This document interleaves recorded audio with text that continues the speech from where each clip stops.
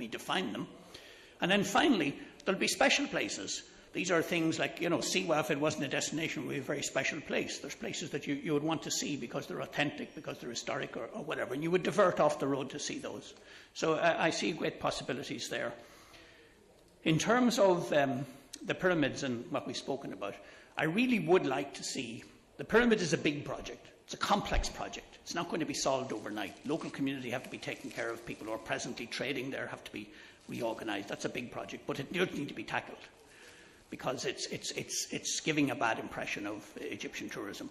What I would really like to see is a couple of pilot projects, where the heritage and tourism and other people agree that here's areas with assets where we could challenge the group mentality with the very different skills to come up with different ways in which these could be enjoyed. I could give you 100 ideas, but as I say, I want to keep my conversation. I want to hear from you. So in other words, if we could pick out, you see, you have the most marvellous documentaries on Egypt, on channels like Discovery and, what do you call it, I love them. Every time they come on, like forever, because there's such uniqueness there. There's such an understanding of everything, the history, the geometrics, the reason they came to be built, the whole culture of building. Why would people lift 250,000 tons of anything like in that period? There had to be a reason for it, strong reason, These are lost in the visit. There's something you have to do. We have the same problem. The same problem exists in other countries. You have to condition the people first. Here's what you're going to see. Here's the period in history that it fits. Here's, and then when they get into it, then, you've got to increase the value that they're taking from it. And people are much more educated now. In the tour, there will be architects, there will be engineers, there will be marketing people. You're not talking to, people who might have been 20 or 30 years ago not have reached that level. So that each of them will take meaning from this, and this is what's missing. Meaning isn't dates. Not, they talk about this, that, the academics sometimes can destroy the value. You have to be correct on the dates, but you don't have to, it's not all about dates. It's about relating what happened in Egypt to what was happening in the rest of the world, showing how advanced, So I'd love to see 2 or 3 pilot projects that we could all get our heads around and say, well, this is something to be improved. Because otherwise the museums become more like storehouses and, they're less explaining the background, which is what people want. How did people live? What were important? Why were these things created? What sort of civilization gave rise to this great richness, which has informed and infected the rest of the world, if you like. So I'm with you on that. And my plea is for pilot projects, because that doesn't toss over the castle at the beginning. It's a chance for people to show what can be done. I mean, I visited the library in Alexandria last time I was here. What a wonderful resource. But I saw immediately 50 ways in which it could be improved at no cost. I wanted to see the oldest part, the manuscripts. You really have to search for it. When you ask questions, people aren't really sure what you're looking for. The building's wonderful piece of architecture, the whole concept of it is wonderful, the history of it is wonderful, but it's like the internet, there's so much dross around, you have to find your way through to what you want. And this is the current challenge, is to make sure that you get what you want. Not that the quantity isn't there. You go into the internet, you click on several sites that look like they're going to give you exactly what you want, you find out there's nothing about what you want on it, It's fooling people. There's a reaction against this now. So the word to bear in mind is authentic. It must be authentic. It mustn't be something that you dream up for the visitor. It must be based on fact. It must be academically correct, but it must be delivered in an interesting way.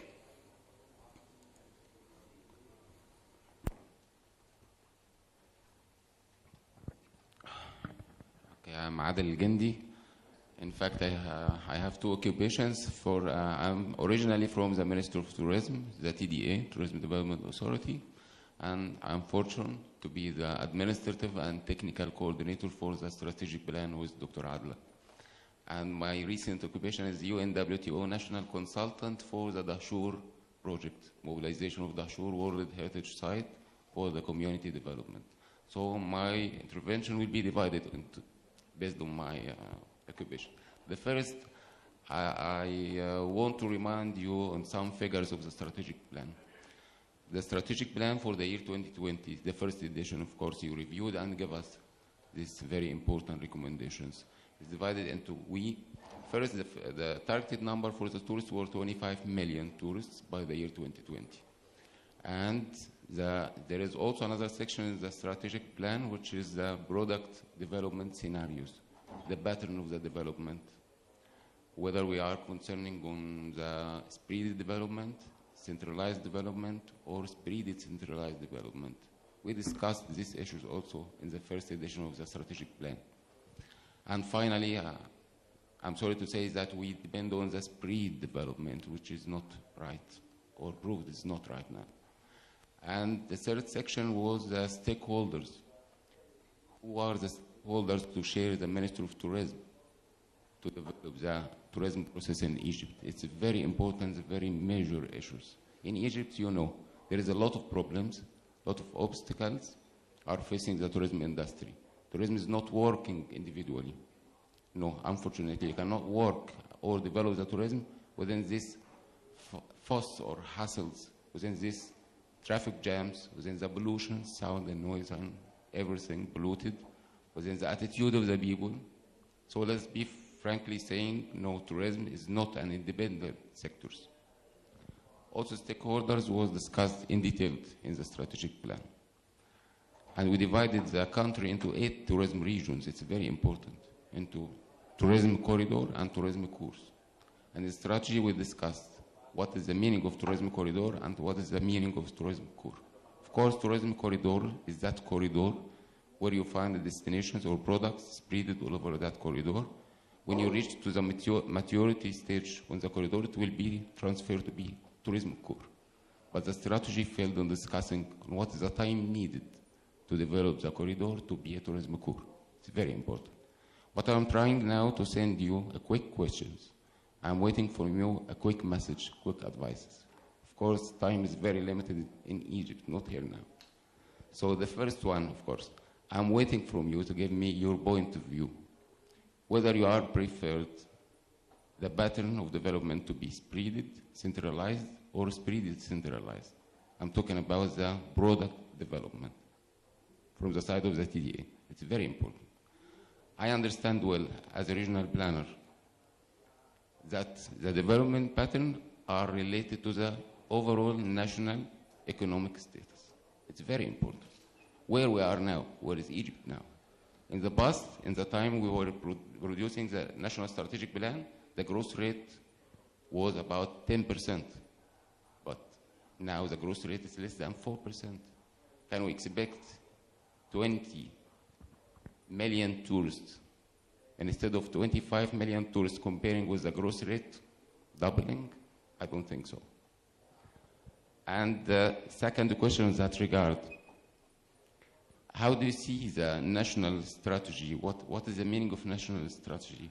Do we consider the national strategy as a god to control or to dominate the development process, or as a servant to solve the problems, to help the local communities for the development, to conduct within the tourism industries? Of course, we have to find a solution for that. We have to understand why we are planning, for whom we are planning, for whom we are putting the national strategic plan. For the tour operators, for the tourists, for the nation itself.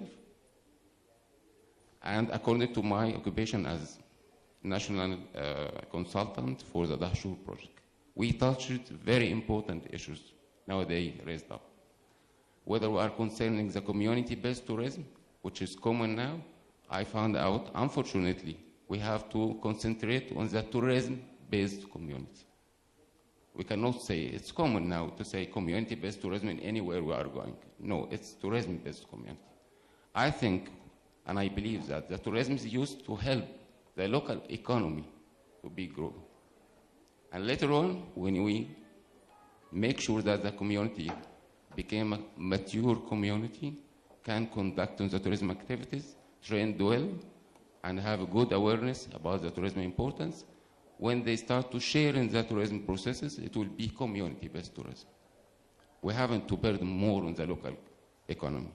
And the term itself, do you think that the terms have to stay or to remain as it is? Me, myself, I'm bored the term of the sustainable tourism. No, I don't believe in that term. We have to find, or I found already that there is a new term updated. It's responsible tourism. Of course, not the local people are responsible by themselves forever. The tourist is responsible, of course. The tour operator himself is responsible, and the country is responsible for the tourism. Sustainability is sustainability. We know all the sustainability. But the responsibility, who is responsible? Who is accountable? When you have a look to the Dahshur, for example, Dahshur World Heritage Site, it is not an Egyptian. Any World Heritage Site is not an Egyptian site. The concept of, to reflect that concept to the tourists, to the tour operators, to the international firms also, this is not an Egyptian, it's for the humanity itself, it's for the worldwide. Everyone has to share and develop not only the site itself, but to develop the local people are living surrounding that World Heritage Site. Thank you. Thank you indeed. And you know, you're giving us an expert view there, because I remember when you were at the TDA, you gave us a very full presentation as to how the TDA at that time were envisioning the development of Egypt. Let me give you a few thoughts on some of the things that you've mentioned. Centralisation versus decentralisation. This is something I'm very familiar with. When you centralise something, you essentially look to one brain to more or less solve the problem. When you decentralise it, you have 5 or 6 brains working, because the problems are the same. You give people a certain freedom, and then maybe sometimes down the line you adopt, you know, so you get a greater richness in searching for solutions in decentralisation. But politicians and governments the world over are very, very loath to find people, you know, away from the centre who can actually make meaningful decisions. This has to happen in tourism, because unlike many other things, when the visitor actually gets the service, it's right there in Alexandria and Sinai and on the Nile, wherever it is. It's very, very localised, and only local people. Now, what's the vision for the world? If you looked at the global vision, is cities are actually becoming stronger. I did mention this very briefly at the last meeting, but you know, London will be, well, New York I suppose was, but London is about, you know, to break away from the British government. Why? Because anything that happens in Whitehall, which is right there in London, which affects the city, is shown to take too long and to be ineffective by the time it's delivered, you know. They can start talking about something today, like building a new line for the underground, and 15 years from now they started, you know. This isn't acceptable anymore. So they're devolving the authority to cities. And if you look at the global economy, 50% of the world's population is currently living in cities. Those cities are developing as hubs for different sections of the economy. The world is sorting itself out in terms of communications, and the cities are at the heart of it.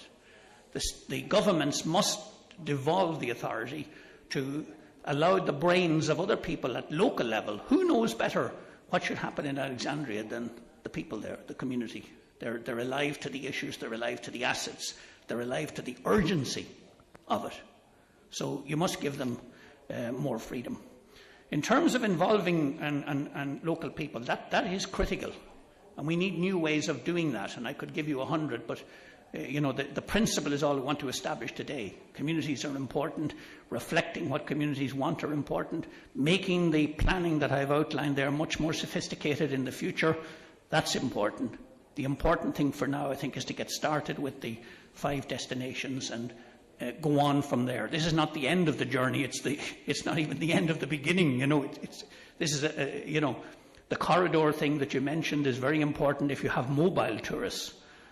Because as they're moving between places in Egypt with the driving here, I don't imagine that the freedom visitors who are hiring cars are as numerous as they would be perhaps in other countries, you know. But nevertheless, the coach tours are moving around. So there's a lot of things that give you some guidance on. What I give you, if you remember what I said to you when I met you in the TDA, I said, when I looked at all the plans, I said, please make sure that they're not the same for every destination. You remember that? Because, you know, this is a problem in the region, you know, I'll have one of those. I'm not talking about Egypt, you know. Somebody builds a successful shopping centre, somebody builds a successful resort. Before you can say that, there's one here, there and everywhere. This is the old intercontinental hotels, if anybody remembers it, formula, you know. We design a hotel which is okay for world travellers and we pop them down in whatever country they need to be popped down in, you know. That's a retro idea. Customisation is the key. Making your hotels, as the Intercontinental Hotel in Cairo, does reflect lovely Egyptian architecture, you know. Shopping centre next door, lovely combination. You know, give it uniqueness. The problem with tourism in the world is homogenization. Everything is becoming like everything else. So, and what country has the ingredients that you have? None. You know, so use that positively. This is not a negative, this is a positive. Reflect it in your architecture. You know, I suppose Oman would be a country in the region I would point to, you know, where the local architecture has been reflected due to the Sultan there when he came to power. You know, before that it was rather nondescript. But since you know, the colours are controlled, the shapes are lovely, they're lovely Arabic shapes. You know, the country, the way the roads are looked after, the way the planting takes place is all, you know, when you drive across from the UAE into Oman, you know you've left one country and come into another. Everything looks like, you know, nice, welcoming, good signage, nice roads, thoughts for safety, you know, barriers if there's, you know. This is, forget the word control. Control is a retro word. It only operates in the military and sometimes it doesn't even operate there. Control is about having your hand on the tiller so that you can guide it slightly this way or slightly that way to achieve a better result. You know, the purpose of the strategy is not to control. The purpose of the strategy is to guide and allow people to find solutions within the guidance. Remember I said it's not the answer, but it helps you to get to the answer and directs you towards the answer. The other thing is that tourism will never be controlled because the dynamics are so strong in it. What you can do is embed principles. And every strategy, and indeed your strategy, starts with us stating a number of principles. Here's some things we're going to do. We want 20 million visitors, but we don't want to destroy the environment. You know, we want 20 million visitors, but we want the benefits to go to local communities. You know, we're not saying, we're not going for the volume here. We're going for, you know, now how that happens, that's a sizable job, but we're up for it. You know, the methods are there, but if the methods aren't there, then it won't happen. Nothing will happen by accident. So the national strategy is the national guidance.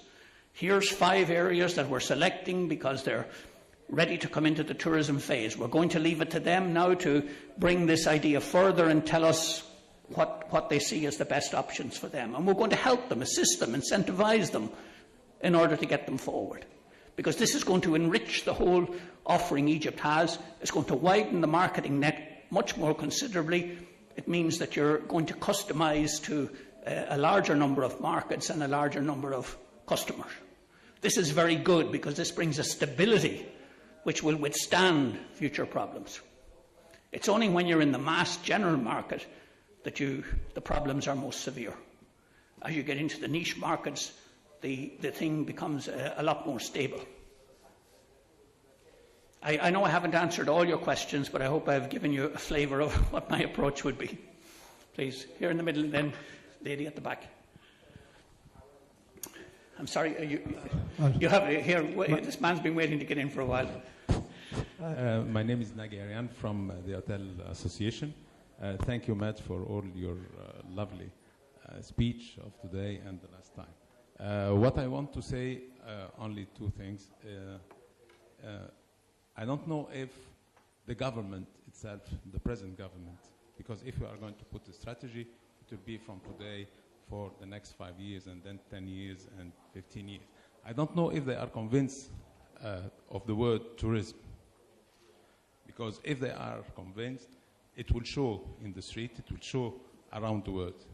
For instance, human rights, education, which is the most important thing, not what the effort that Mr. Hussein is doing, but the youth from school when they are 5, 6, 10, 12 years. They have to put some subject like hospitality, what is tourism.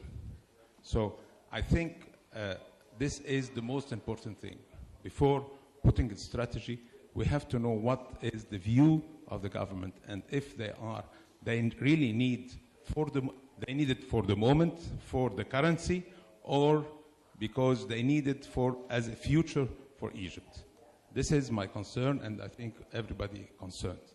Because without having this really answer, we cannot do much. Because we can see it now, for instance, in our minister, he is solving 24 hours, he is solving our problems with the other ministers. Every minister has his own agenda, and he doesn't care about the tourism. So this is the thing that we have to look in, and I think they should be coming here and hear from you first, the cabinet in general. And I think the education is very important. Hospitality is very important. I want to say one word, or a small story, that I have been kicked out from the house, from my father. He was undersecretary because I said, I'm going to do hotel management. So he told me out. So this is what, this is how Egyptians are thinking about tourism. So the awareness for the official people and for, as a national thing, for the Egyptians themselves. Thank you. You mentioned a very important point there, and it's mentioned in the written document, and that is that what we're saying here in the strategy is not going to be understood by government. You have to advocate for that. This is where ENC comes in. They are the advocating body. This is not understood. Governments think tourism happens by accident, and they throw you a few pounds every now and again to do a bit of advertising and so forth, but they think the good weather will bring people, the pyramids will bring people. They don't understand that it's cutthroat in the international market. The countries which, per Mrs. Thatcher, she only died the other day. If you really want a lesson in tourism and how government should understand tourism, read Mrs. Thatcher's 3 proposals for government. What does she say in the first one about tourism? We don't want to turn UK into a nation of ice cream vendors. These are the exact words in the document. That's what she thought of tourism. The second one, this tourism industry is kind of interesting. I think we should look deeper into the assets that we have and how the UK could benefit.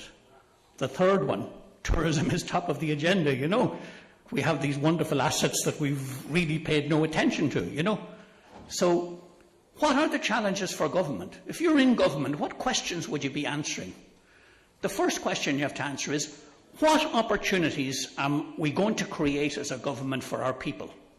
Now, everybody wants to get into the high-tech sector. It's an illusion. It is possible to get into the high-tech sector, but here you need education for years, you need loads of investment, you need certain types, and hot climates aren't the best for, this is where Ireland scores. The temperature we have in Ireland where it's cold and everybody wants to stay indoors is ideal for developing the high-tech industry. Here, where the climate is very pleasant and you have air conditioning, it's not. Tourism sticks out like a mile. Here's an area where we have unique assets in the world, we have unique possibilities of influencing more people to come. We can connect with our people. We can create a whole pile of jobs. And in the annex of the strategy, it takes up 3 pages. I don't know how many jobs are in it. There's at least 300. So it's not just people who are waiting at table and people who are making bedrooms. We need accountants. We need marketeers. We need property developers. We need managers. We need leisure people.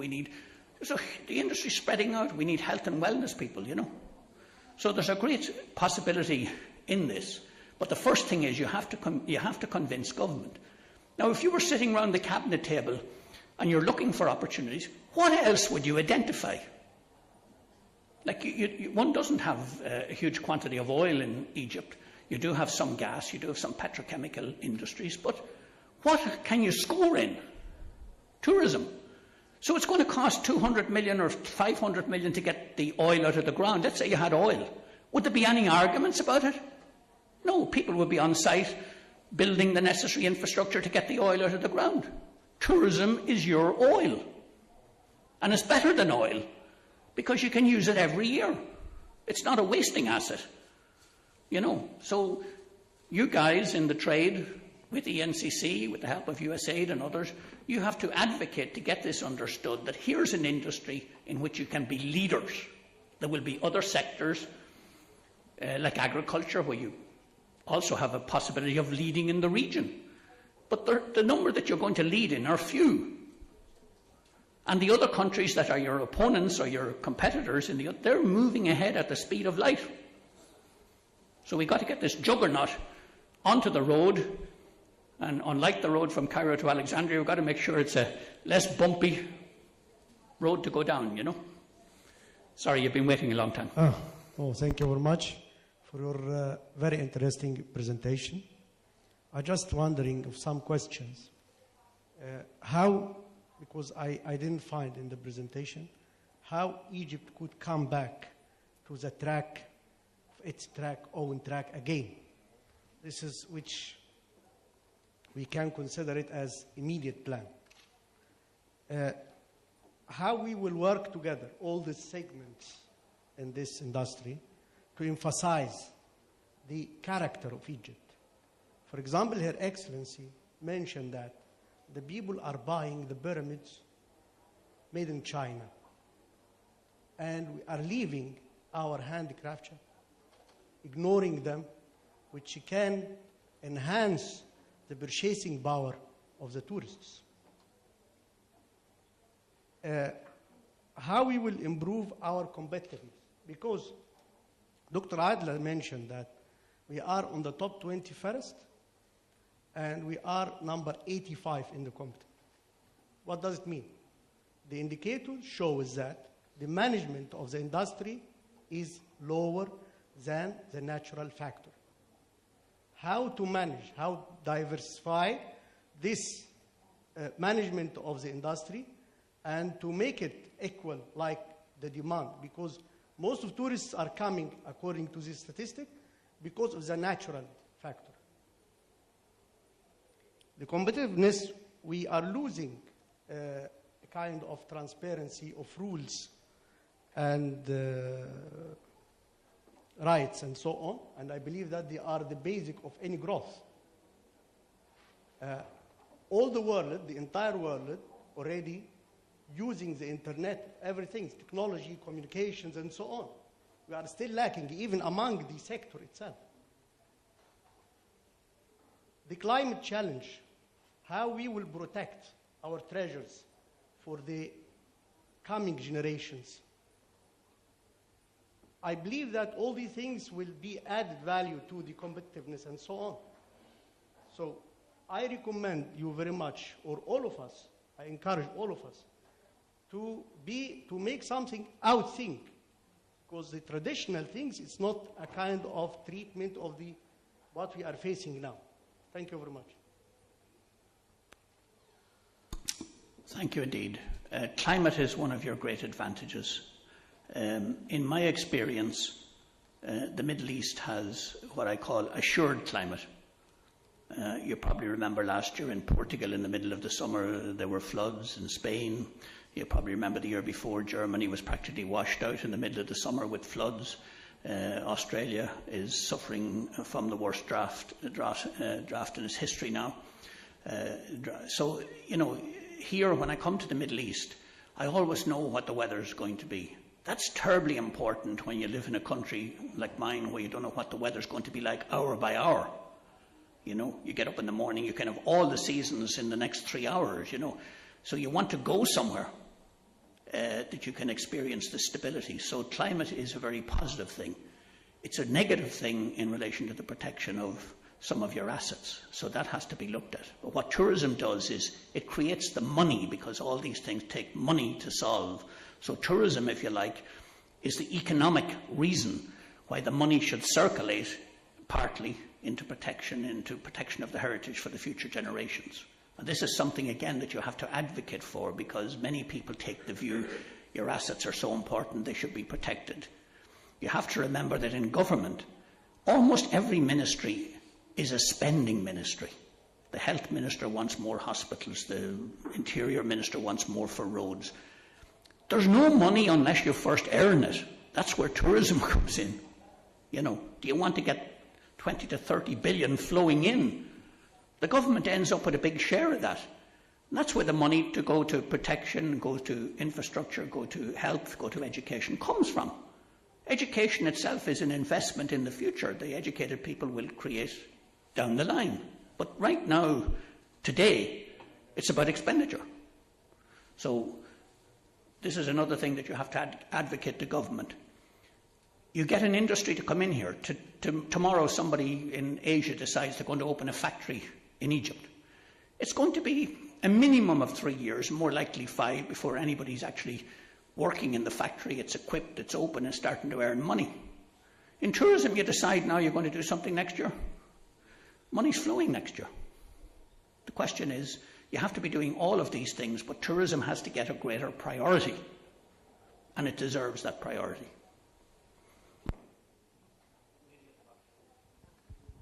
Thank you. Thank you, Matt. It's always a privilege to listen, to benefit from your insights and incredible experience. I know that a strategy, almost by definition, is the do's, how a government and the private sector should go about doing something. But I think in the case of Egypt, we should also have some clear don'ts. For example, one of the issues that comes to mind right now is the government is almost working against the industry in so many ways. We are sending messages out that essentially tell people that they're not welcome in Egypt. I mean, beginning with the very inclusive definition of what Egyptians are that are now embedded in our constitution, to national ad campaigns actually making Egyptians suspicious of foreigners and making them paranoid about talking to strangers lest they be spies. We recently had an incident where there was a citizen's arrest of a Dutch journalist. And these kinds of behaviors are encouraged at a national level. The message is clear. Beware of outside foreign hands, foreign meddling. We don't want interference in our culture. And I think these are very powerful messages that need to be addressed. And it almost makes me feel that Egypt is getting tourists despite its best efforts to keep them out. I mean, these messages are critical before we even begin to address how to attract new ones. We have to create a culture or an environment where it's clear that visitors are welcome. And right now, I don't see that message is even close to being accomplished. I get what you say. This is a pity, because of all the nationalities in the world that are famed for hospitality, the Arabs stand out.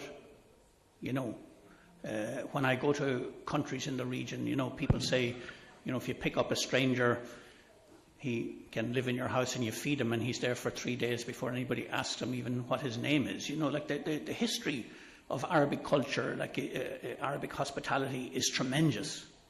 So why this? You know, this is a contra type thing as the Western visitor sees it. You know, like the banging of the mortar in the desert, like while you're making the coffee, like, which I'm told is a signal for anybody within ear range, like to come that the coffee is going to be ready by the time you get there. These are all things that are Arabic culture. These are very rich things. You know, one of the most pleasant things that I used to do in Saudi Arabia was the prince I was working for insisted that at 4 o'clock every evening before sundown we would go into the desert and drink coffee, no matter how busy we were.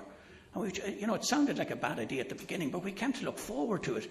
The relaxation, the peace, thank God for the day that we've had, the world, nature, it's a wonderful ceremony, So the simple, authentic things that exist in the Arabic culture are immensely strong, and the welcome that Arabs have traditionally given to strangers in your environment has been tremendous. So, I mean, to do something like you're speaking about is turning that a little bit on its head, and would be very wrong, because the world as a whole is welcoming, much more.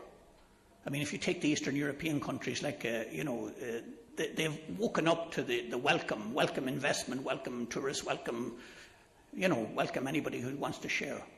Now, this welcome is not a dilution of your culture.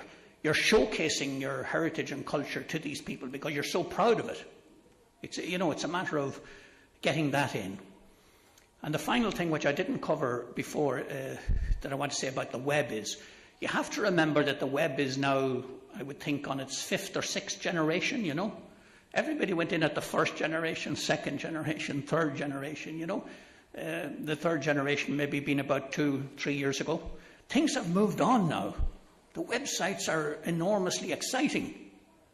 You have to look at your website to see where the excitement is. Are you telling the story like in a drab way? It has to be enriched. And to enrich it, you need a team. You don't just need an academic, you don't need a tourism people, you need a lot of contributions to really hit the right notes with the visitor. But if you don't hit the first note, which is we're very welcome, then the other notes really fade a little bit, So the welcome is the most important.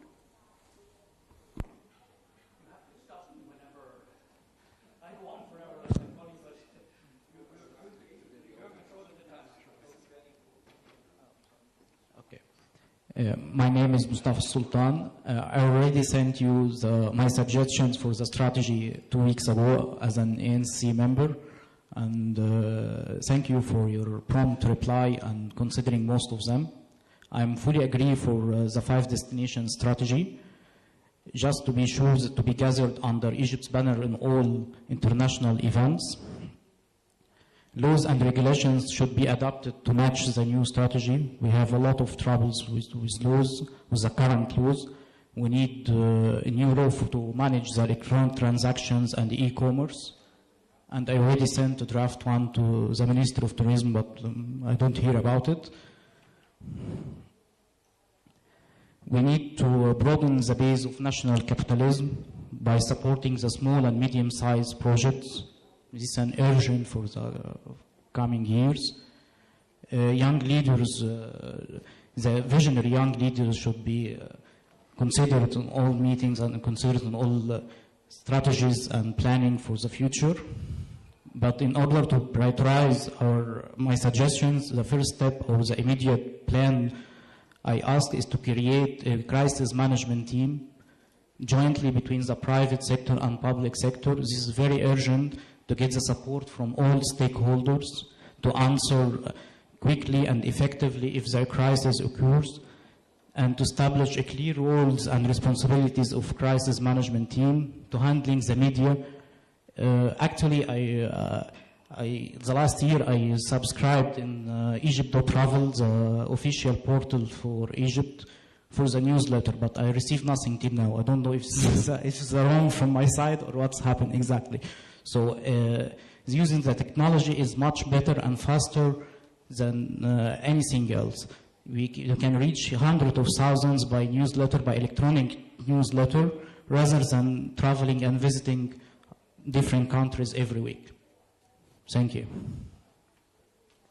Thank you. And as you say, you already sent me a very good presentation, and I responded to you. And I've worked on some pieces of it which are not currently in the document, but I have drafts of them ready, and they will be in the next document. So again, have a look and see if it goes far enough. In crisis management, certainly that's an area that a number of people supported, and I've written a section on that. The strategy again is to set the principle. We should have this. The detail needs to be worked out. And as I think I said to you in the response, in many countries this is now mandatory for this hotel to have a crisis management plan, for Cairo to have one. It's actually becoming mandatory now in the modern world.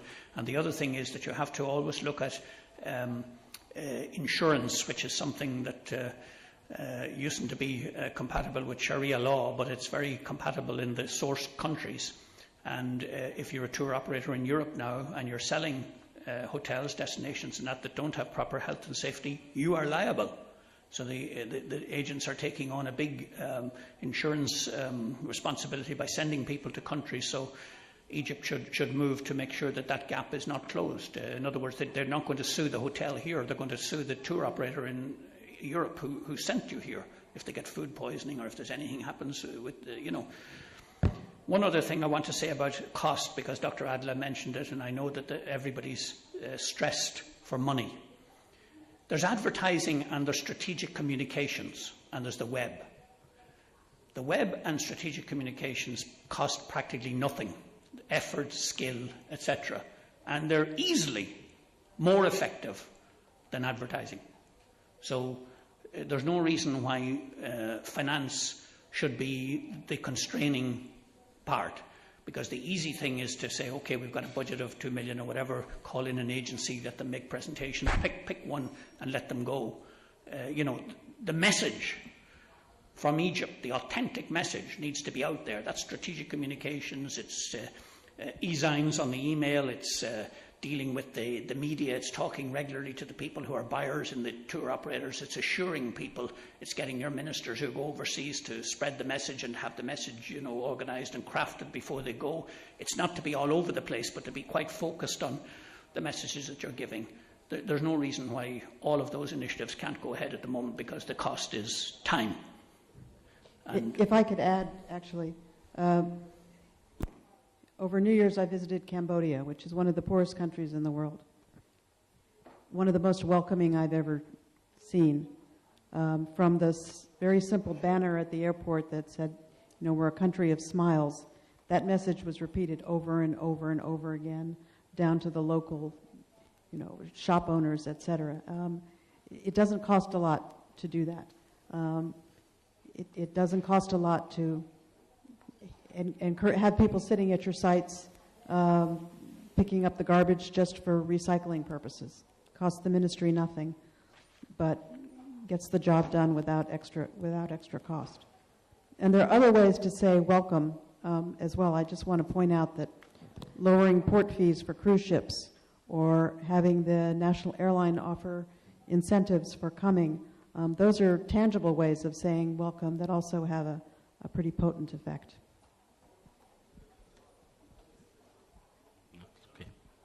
Thank you. And again, I'd like to thank you for your professional effort and your flexibility to accept all the modifications or whatever it will require more effort. But to ensure the commitment, as you mentioned, it is the first part or the first pillar to work on.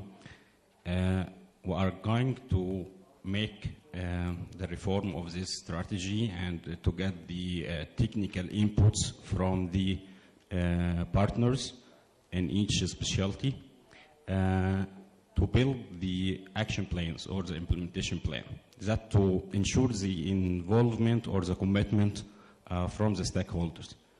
If you will agree that we need to ensure the involvement of the top authority or the higher level, and we suggested to build a policy, a reform policy, as a trigger product from the strategy that to be approved from the National Tourism Council or the Cabinet to involve all the related ministries or formal or public partners with the roles assigned in the vision involved in the strategy. So if that will be agreed, we need to build a policy depending on the new strategy to be approved from the National Tourism Council to get the commitment from the authorities, higher level. Thank you. Thank you, Dr. Suleiman. You sent me a magnificent chart, which I'm still, I can read it and so forth. I'm trying to see if I can improve on it, which is not easy, but I mean, the essence of what you've said and what the Tourism Federation are the people who know what training is required. They're dealing with the people, So it was a wonderful chart, and I'm working with it because it does tie all the pieces together in terms of the strategy and where they fit in. So a version of that, whether it's your version or my, I hope, I'm trying to make it absolutely clear. I understand your chart, no problem at all, but when I do something, I don't do it for myself, I do it for others. So I try to make sure that the message that's going out there is important. When would you like me to finish up, Amina? I have a question. Oh, you've got. No, I just wanted to, as the executive director, and I have another sub-council on food security and safety, and we have an event next week on food safety and how the lack of food safety in Egypt affects the economy, and one of the sectors we're going to discuss is tourism. But, people will tell me, I take the point that Sharif Al-Ghamrawi mentioned, is we know what the problems are. Why haven't we been able to develop the tourism sector? For ages. The problems are the same problems we've had for years. The problems in food security and safety are the same problems. In fact, one challenging remark that was made to me by USAID when I wanted to launch my food security and safety workshop said, Amina, the problems that Egypt faces today are the same problems in 1982, and we wrote a report about food security and safety, and nothing has changed. The government hasn't done anything to address the issues. So I wonder where in the strategy, in the tourism strategy, where we address the political will and the challenges that the political will faces, not only, in your strategy to be tourism, but obviously this is a problem everywhere in Egypt, is how do you get the different departments in the government to talk to each other? How do you take away duplications? Maybe one starting point would be revisit the scopes of work of the different departments in the government, where they step on each other's toes. Do some turf setting, maybe delete or abolish departments that compete with each other and merge them into. So at one point there are problems that are exclusive to tourism, but also there are problems that have to do with the way the government operates in Egypt. And I think this needs to be addressed somehow, somewhere in the strategy.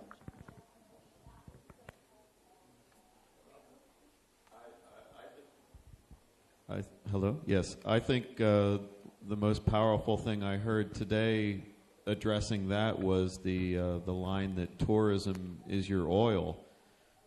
The only thing that could maybe move the government would be the promise of this stream of revenue that could then fund everything else it needs to do. I don't want to say any more, but that seems like the most promising thing.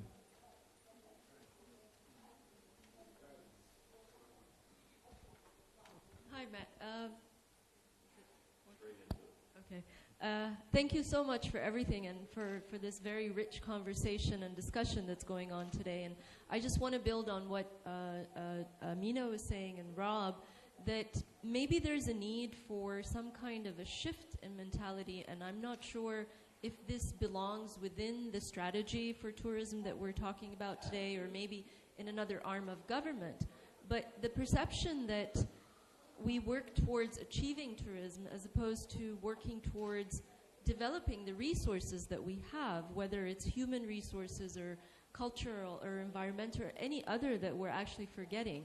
So rather than, I'm thinking of it in terms of if you're a business owner where you want your staff to really, achieve excellence, you don't just care about paying their salaries, but you care about the environment that they live in, about their sort of emotional sanity, about so many other things. And so maybe if we focus more on improving the living conditions of people as one of the main elements to provide a better tourist experience for people that are arriving to the country, it feeds automatically into the tourism industry. So just like the experience in Cambodia, it doesn't take very much to make people happy, and in order for them to project and to give that back to your visitors, which probably was the case before we expanded our tourism industry so large and we separated the public space of Egyptians versus non-Egyptians that are coming to visit the country, maybe we need to bring those spaces back together to improve this experience. And then, with it comes the security, with it comes the attention that's given to the details, with it comes the realization that